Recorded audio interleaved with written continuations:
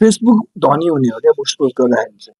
तपाईँलाई मात्र होइन तर प्राय नेपाली बिजनेस ओनर्सहरूलाई नै अहिलेको यो मार्केटिङ एजेन्सिजहरूले बुस्टिङ सर्भिस दिएको कारणले नै तपाईँ जस्तो बिजनेस ओनरहरूको बिजनेस धरापमा छ क्या खासमा, बुझिरहेको भएको छ। बुस्टिङ पोस्ट गर्दाखेरि चाहिँ तपाईँलाई सिम्पल टर्म्समा सम्झाउनु पर्दाखेरि तपाईँको के हुन्छ भन्दाखेरि बुस्ट पोस्ट गर्दाखेरि लेट्स से तपाईँको अब योगा स्टुडियो छ नि त होइन, त्यो योगा स्टुडियोको अब सिङ्गिङ बलको क्लासेसको तपाईँले प्रमोट गरिराख्नु भएको छ, राम्रो एड क्रिएटिभ बनाउनु भयो तपाईँले, अनि त्यसलाई तपाईँले बुस्ट पोस्ट मात्रै थिच्नुभयो र एड रन गर्नुभयो भने के हुन्छ भन्दाखेरि तपाईँको टार्गेट मार्केट लेट्स से 22 देखि 42 इयर्ससम्मको लागि चाहिँ तपाईँले सिङ्गिङ बलको क्लास दिइराख्नु भएको छ अरे लेट्स से सपोज है। तपाईँको एड अब जब तपाईँले बुस्ट पोस्ट गर्नुहुन्छ तपाईँको त्यो एड 60 वर्षको उमेरको बुवा अथवा आमाको फेसबुक पेजमा नि गइरहेको हुन्छ क्या, बुझिराख्नु भएको छ। त्यो भयो भने त तपाईँको एडको पैसा वेस्ट गयो नि त। त्यसकारण बुस्ट पोस्ट गर्दाखेरि चाहिँ तपाईँको